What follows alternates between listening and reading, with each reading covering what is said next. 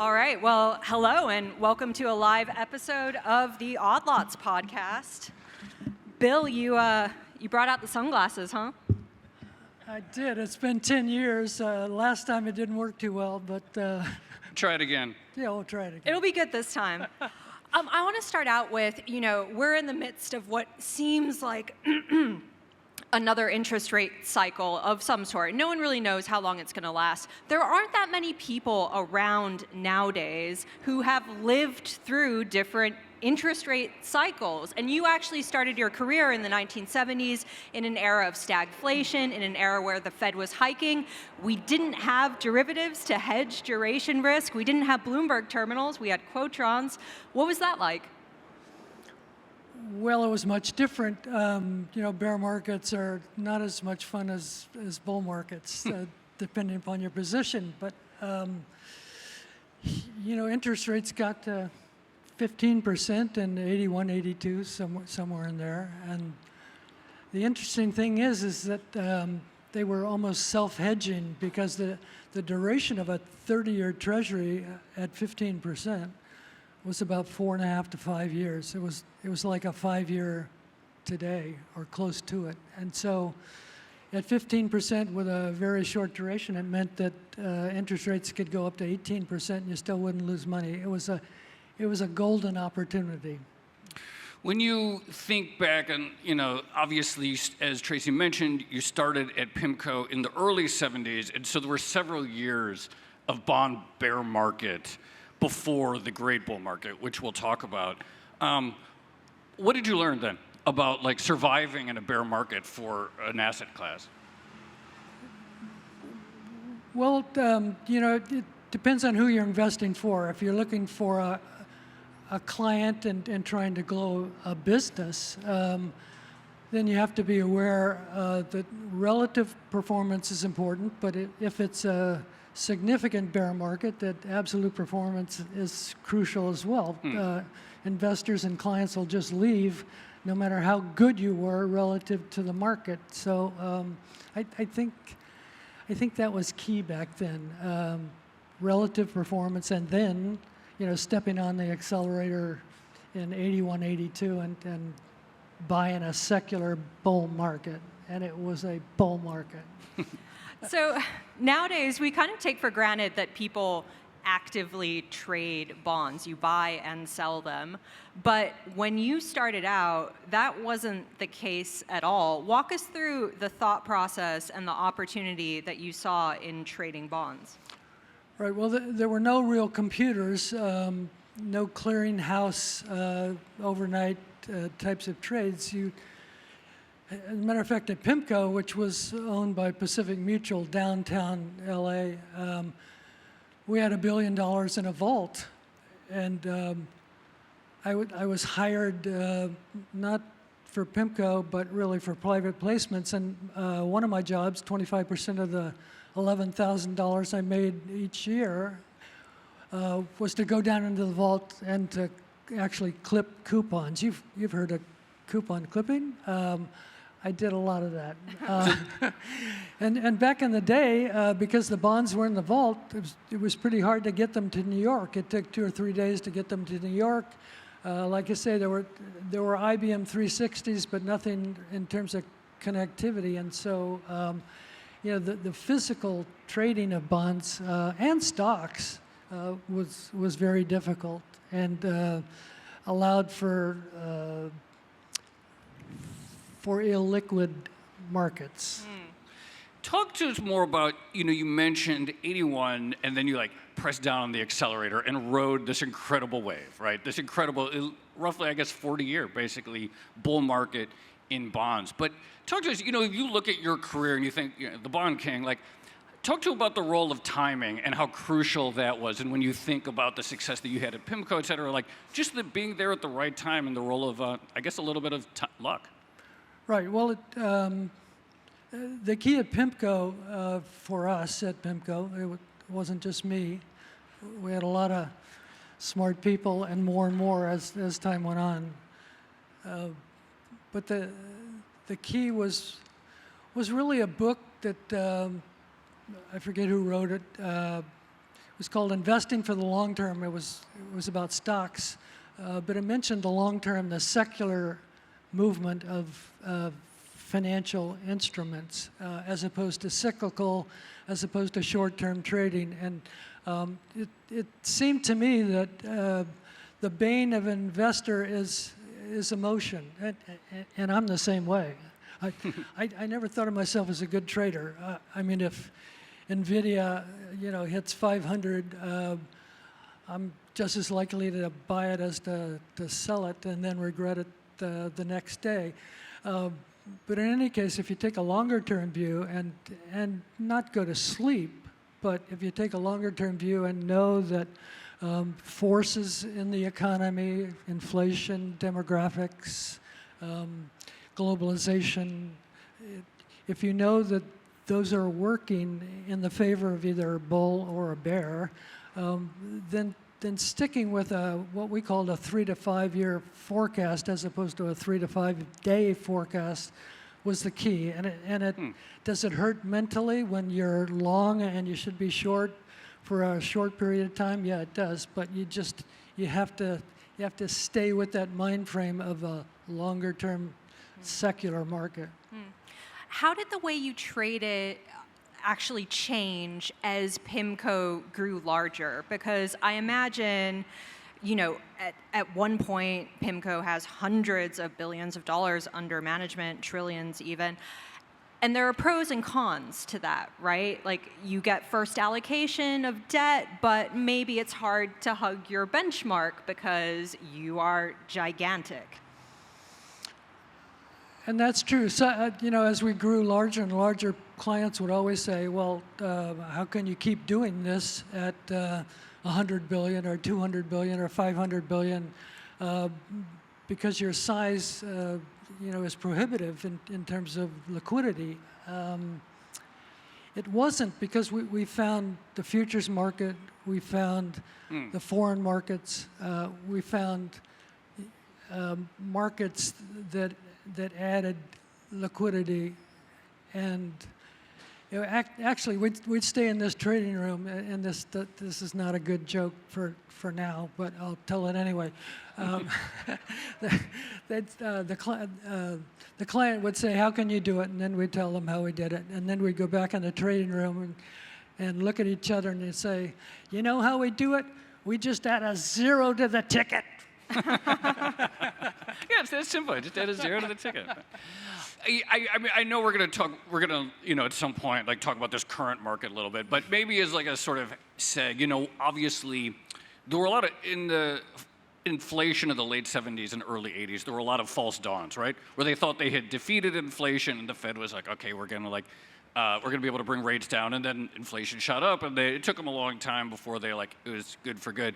Does it feel today similar to that, or do you feel does it feel like the late 70s, this inflation, or does it feel substantively different, what we've experienced over the last few years? Well, the late 70s was influenced by 71, 72, when Nixon went off the gold standard, and it was easier and then easy for central banks to print money. There was also OPEC, and once it got going, it was hard to stop. I think the Fed and other central bankers are more aware now. Hopefully they are. They weren't 2 years ago, so it's hard to make that claim. But it's a market these days that can be controlled to some extent with higher interest rates, but not necessarily. Not necessarily. And we're seeing that right now, because the real 5-year note, in terms of interest rates was bottomed at minus 200 basis points. It's now plus 250. It's gone up 450 basis points in the last year and a half, which is incredible. And to my way of thinking, when we start talking about stocks, it's definitely a negative influence in terms of valuations and PEs, but the market doesn't seem to recognize it. Wait, when you say the economy can't be controlled through interest rates as much as it once maybe could be, can you expound on that? Why is that the case? Well, you've got foreign markets which didn't exist really in size back then, and they have an influence on the treasury market, although it's usually the other way around and pretty decent size. And you've got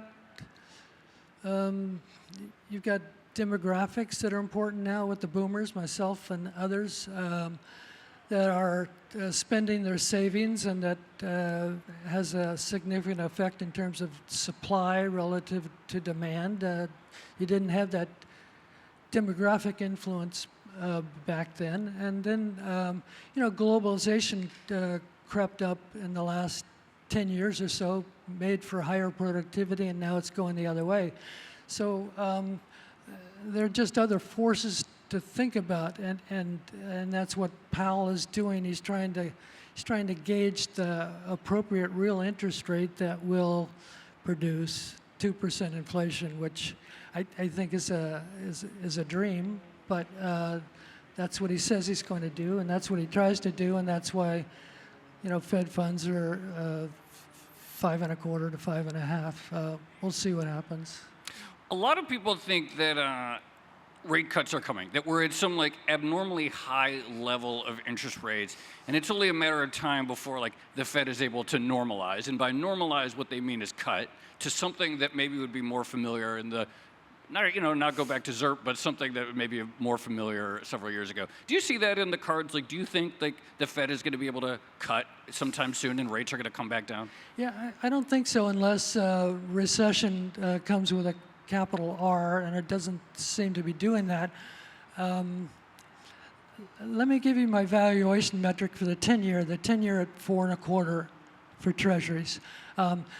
So Powell wants to get Fed funds down to 2. Let's say he's successful. Let's say Powell is successful, which would be seemingly very bullish for the market.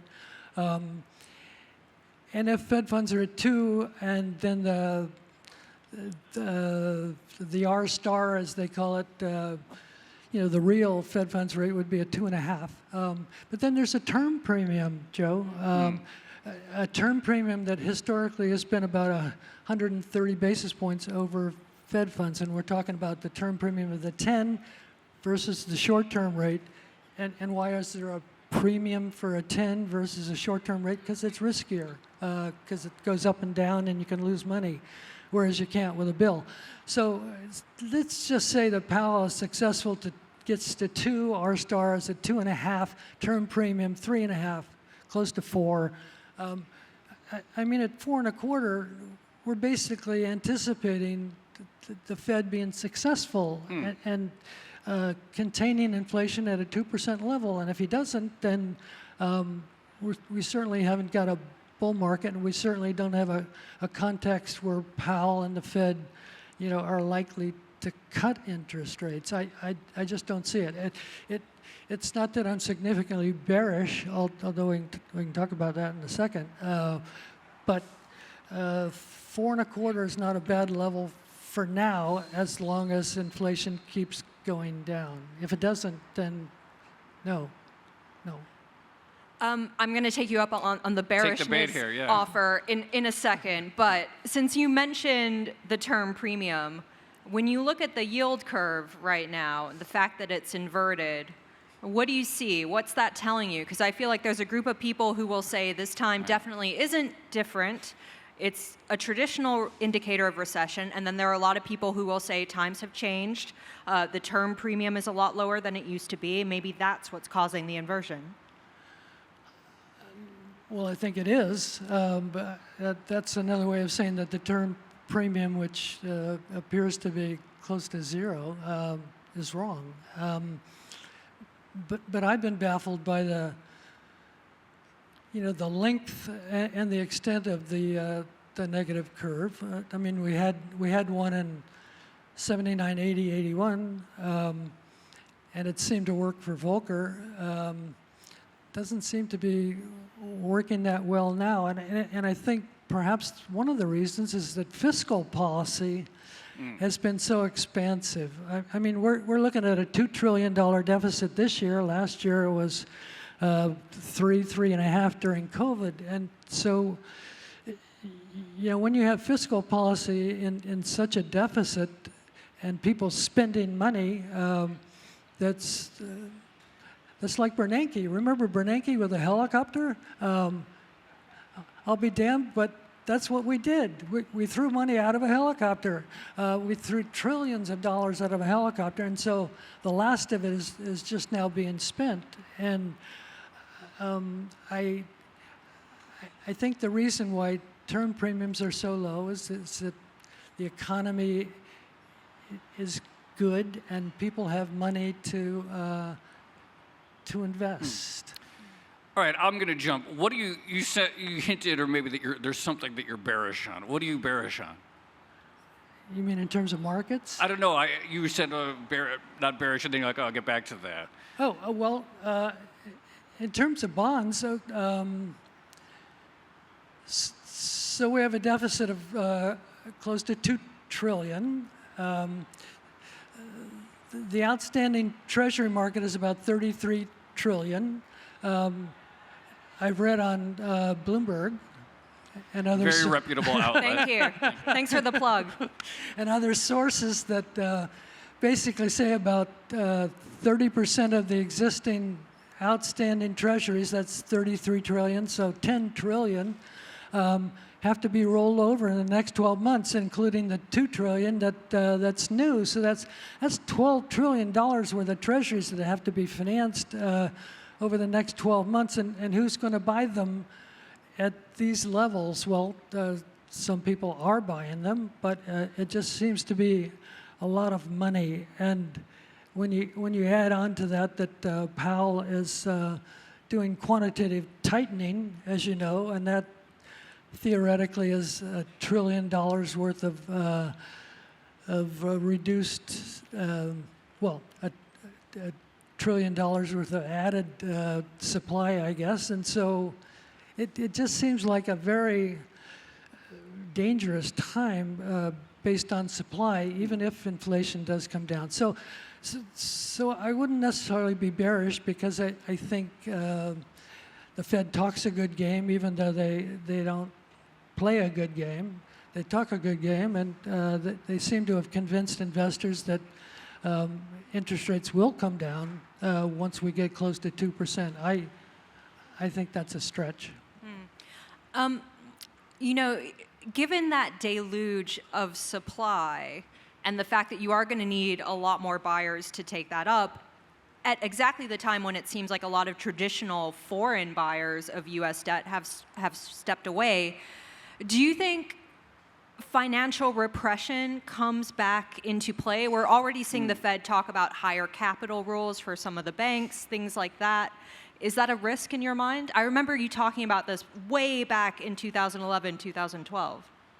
Right. Well, I think it is. All of the new rules, in terms of the intermediate banks, which followed on from Silicon Valley Bank, the new rules, and Schwab, by the way, if Schwab's out there.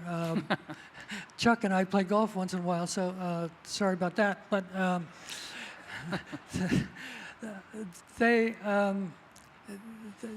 the banks have gone overboard in terms of duration. I mean, Schwab basically takes all their money market instruments, and not all, sorry, but a lot, and puts it into long-term bonds, and that's how they've gotten caught, and that's how Silicon Valley got caught. And so, the repression, hasn't necessarily, in terms of what I read, come in the form of duration, but it's come in the form of increased capital and increased debt. A lot of these intermediate banks have been ordered, or will be ordered, to issue $6 or $7 billion worth of debt in order to absorb, what happened 6 to 12 months ago. So I think that's an effect of what we have. We have a financial system that's dependent upon asset prices going up. If you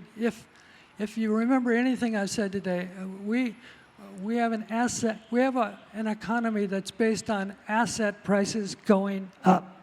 If they don't go up, there are problems. There are problems because there's so much debt and there's such high expectations in terms of PE ratios and the like, that if this asset-based economy, which depends upon higher stock prices, depends upon higher or relatively high bond prices, it's precarious at some point.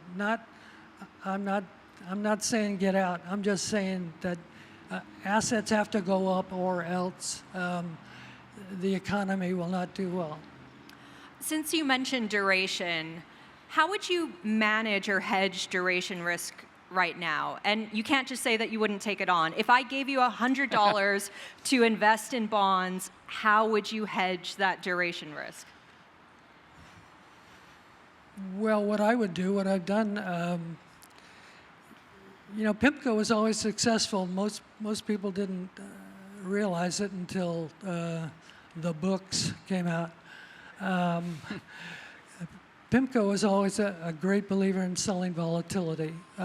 Selling volatility has an alpha, a pretty consistent alpha over time, momentum. It doesn't always work, obviously, when black swans appear, but momentum is like an insurance company, and so that's the way Buffett works. Buffett doesn't say that's the way it works, but that's the way it works. He takes that float and he sells volatility by investing in longer-term stock options, et cetera, et cetera. So what would I do? I would, and what have I done? I would sell a put and a call on say a 10-year treasury, the TY contract, TYZ3, trades at around 109. I just sell 108 put, 110 call, for 30 days, and the volatility is decent, not as high as it has been, but it's decent, and you just bring those premiums down to the bottom line as long as the market doesn't take off like a firecracker one way or the other. So Tracy posed this hypothetical to you. It's like, okay, how would you hedge this duration? But listening to, I'm just wondering, why should anyone buy a bond? And the reason that, as you said, at the long end is almost already priced in a sort of success from the Fed, already pricing in a sort of good scenario. There's upside risk. There's this deluge of issuance. And unlike, say, for at least the last 15 years, going up until 2021 and longer, we're not even getting these sort of inverse correlation to equities in the portfolio. So you no longer get that sort of beautiful 60-40 portfolio where something in your portfolio is green on the day and green on the quarter. Right. So why own a bond? Well, that's a good question. So say you buy a 10-year Apple or 10-year Amazon, at 5.25 plus or minus. And this is, I've been in this business a long time, and I've been tax sensitive, but I'm not a real estate guy. All my buddies at the country club are in real estate, and they've never paid a tax in their life. And they think you're a fool for having paid taxes? So I'm thinking about this, and so I've paid a lot of taxes. So say you earned 5.5 from an Amazon 10-year, and say you live in California or New York, just say. So that's a 15% hook right there, and the federal is probably 40% plus or minus, depending upon what your bracket is. So take it up to 55. So the government takes 55 of the 550, and 55 times 550, 55, 5, it's probably 55 times 55 is it's like 625, whatever. You start to lose it when you're 79. Anyway, so the government's taking 55% right away. And say you're trying to build an estate, leave something for your grandkids, and yeah, you can set up a trust, et cetera, but that costs money too. But the estate tax is 40%, and so if you got 45 left and you got 40% on the estate tax, that's 16, 17%, and so you're basically up to 70% that the government takes. The government takes 70% of your money, and you get 30%. And so why would you risk 100% of your money for a 30% payoff at 5.5? It doesn't make any sense, and it certainly didn't make any sense 2 years ago or a year and a half ago when interest rates were zero. Right. So you got to beat the tax man in one form or another. I'm not a pro at that. Go buy an office building in New York, I guess. I don't know. I've heard they have their own problems, the Yeah. office buildings in New York. Just they have a some other issues. few. Yeah. Bill, you kind of alluded to this, but you're managing your own money Yeah. now, and you're invested in a lot of different things, so stocks, bonds, MLPs. What's your favorite thing to trade now? Well, the best idea, unfortunately, oil is at a cyclical peak. Maybe it goes higher. I hope it does. But there's master limited partnerships, mainly in the oil and gas pipeline areas. At some point 10, 15 years ago, somebody paid off a congressman, and he inserted it into a bill. And so MLPs, basically are partnerships, just like real estate. It's a way to get even with your real estate golf buddies. And so what it is that you don't pay any taxes until you sell it. Okay, just like real estate, they don't pay any taxes. Even when real estate guys sell it, they transfer it to another property. They don't pay any taxes. They don't pay taxes ever. Anyway, so these MLPs, and there are about 6 or 7 or 8 of them, they trade pretty frequently. The largest one is called Energy Transfer. It's ET. It's the biggest in the country. It yields 9%. And is that safe? It's been pretty steady, and is it dependent upon oil prices? Yeah, the price of the stock is affected to some extent if oil goes down. But so I've got an MLP with Energy Transfer at 9% yield that I don't pay taxes on until I sell it, or it pops into an estate, and I don't think you even get taxed then.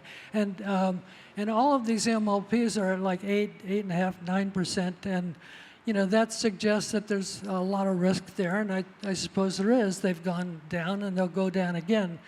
But from a tax standpoint, I really like them, and about 40% of my portfolios are in oil and gas MLPs. The other symbols would be MMP, Magellan, MPLX, NS, New Star. There's like 8 of them. Just get your Bloomberg and hit RV for relative value, and it'll show you everything you should invest in. We asked Bill to give you tips on terminal functions. No, I love the exact price of the part of the Treasury futures curve where it's trading right now. It varies tickers in their yields of MLPs. So you're still you're getting up at 5:30 every day still, and just as active as ever? Yeah, and I know that's sort of stupid, and people say smell the roses, and I think I do. My wife Amy and I play golf in the afternoon. That's smelling the roses, but in the morning, what else would I do? I'm not going to watch the morning talk shows, and so yeah, I get up and I watch the market, and it's fun. I told you this backstage, but there's a good definition of happiness. It's not the only definition. You've got plenty, I'm sure. But one definition says you need someone to love, okay? That's for sure. You need something to do and something to look forward to. And so for me, the market is something to do in the morning and something to look forward to. I look forward to NVIDIA and the earnings announcement. I'm hanging at 1 o'clock Pacific time just waiting for that announcement. And I go, what are you doing? Why is this so important to you? But I guess it is. I love that of the 3 things you need to be happy, the market is 2 of them for you. All right, well, on a related note, I remember in one of your very famous investment outlooks, you said that you didn't consider yourself a good trader. So fast forward many years, do you think you're a good trader now? Have you gotten better? No, I'm not a good trader. I'm as emotional as everybody else, and that's you can't be emotional. And so, take Buffett. Buffett's not emotional. He's funny. He's a great personality, but I don't see him as an emotional person. He's just dried in terms of how he looks at markets and the timing he looks at markets going forward. And so it kicks the emotion out of there. Yes, he's got to be right. If he thinks the market's going up or going down, he's got to be right on a long term, but the emotion's out of there. And so, I found for myself, I'm very emotional. If I make a trade during a day and it closes lower than where I bought it, I'm not in a good mood. Amy knows that. Sorry. But I'm not a good trader. I am a good long-term secular investor. I have a good sense of what makes for markets in the long term. What are the long-term, you mentioned, did you say 40%, by the way, of what you in the MLPs these days? Yes. What are the other big, or what's the other 60%? Like, what are the other long-term things that you want to bet on right now? Well, so there's a lot of not totally safe arbitrage situations that yield 10 to 20%. You all know the Microsoft Activision deal that probably in 2 weeks will be approved by the UK. It trades at 92. They're going to pay 95. That's 3 points for a month. I think it's a month, and that's a 36% annualized return. There are others. There's a new one called Capri, which is Amy told me about this because they sell Jimmy Choo's. I'm sure some of the women know Jimmy Choo's, Versace, and there's one other company. Anyway, they're being acquired by a private entity. There's a 10 to 15% discount in a relatively safe industry. It's not a high-tech industry, and there's quite a few others where a 5, 10, 15% return relative safety can be achieved. And so I look for those, and it's better than 5% treasuries, but certainly riskier as well. I don't know if anyone's ever asked you this before, but are you ever tempted by private credit? It seems to be all the rage at the moment. I've heard one person describe it as bonds without the liquidity issues of publicly traded debt. Is that something that interests you? Well, no. I think most of you would be surprised. I'm not well connected. I never was well connected. I came into Newport. I sat at my desk. I had my investment committee. I had great people working with me, but I didn't know many people in New York or Chicago, and I don't know many people now. I wouldn't, if I wanted to invest in private equity, I wouldn't know where to go. I'd say no. So extremely plugged in to random merger arbitrage opportunities, but don't know all the fancy people with their private deals. Actually, so let's talk about a few other topics that are sort of in the news. A lot of interest these days in China and whether there's going to be a sustained slowdown there. But I feel like there are certain things that people talk about every 10 years, and people have been warning that their model is going to implode, and it's like a permanent thing. Having followed these things for years, does it feel like there's something different going on globally or in China in particular? Yeah, certainly in China. At PIMCO long ago, we were onto this long ago, 15 years too early. But China has, during their stretch of success, been successful because of investment, not because of consumption. They don't consume 70% of the economy like we do in the U.S. It's probably more like 40, 45. And the trick for China has been to increase that to be more like Western economies, and certainly the U.S. Where they've gone wrong is that they've reached sort of a dead end with their investment in housing and construction. They've built bridges to nowhere just to keep on building and to keep on investing and keep jobs plentiful. And so it seems, like I say, at PIMCO, we were talking about this 15 years ago and never happened. But it seems to be happening now. And so the Chinese miracle of 6% growth, I mean, we would wonder, how could that happen? How could that keep on happening with such a large economy? How could they grow at 6 or 7 every year? And of course they did, because they kept on building condos and apartments that are now vacant. I think China's got a problem. They got a debt problem, like most countries, like the U.S. has a debt problem. Japan has a huge debt problem, but they've got a debt problem that they're going to have to figure out. And it always seemed to me that, and this has been disproven, because China has grown and grown and grown successfully and become not just a economic force, but a geopolitical force.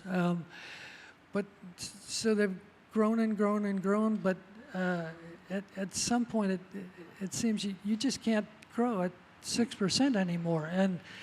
And as we know, much of the world is dependent upon China, and not just their imports, but their exports as well. So I would think the Chinese situation is a serious one and should be factored into market expectations, but it isn't really. I mean, investors, once you get on the AI train, and that's okay, I'm a believer in that. I don't know much about it, but I have a sense that it will improve productivity by 0.5% or maybe 1% a year. That's big time stuff. But once you get on the AI train, you're looking for 20, 30, 40% hits. What Peter Lynch used to say, 5 bangers or 10 bangers. I never liked Peter Lynch.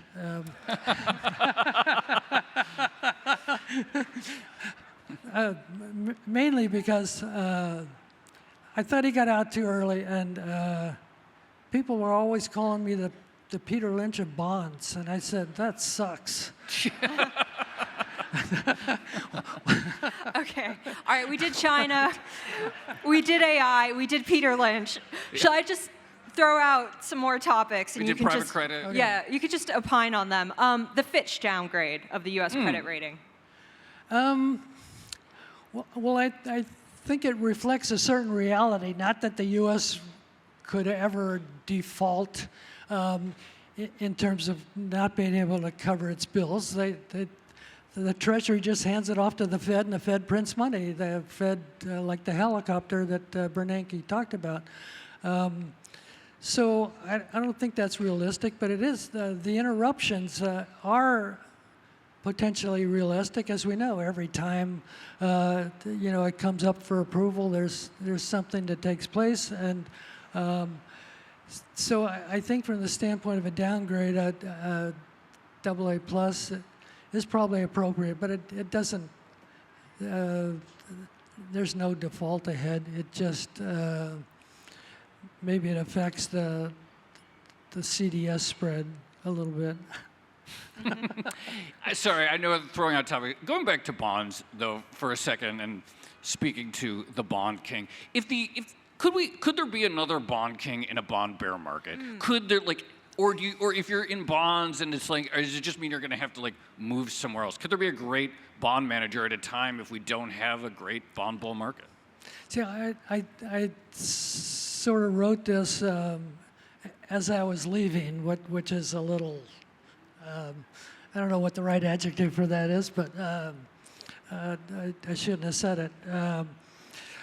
But I don't. I think to be a. I don't think there could be another bond king because my reputation as a bond king was, first of all, made by Fortune. They printed a 4-page article with me standing on my head doing yoga.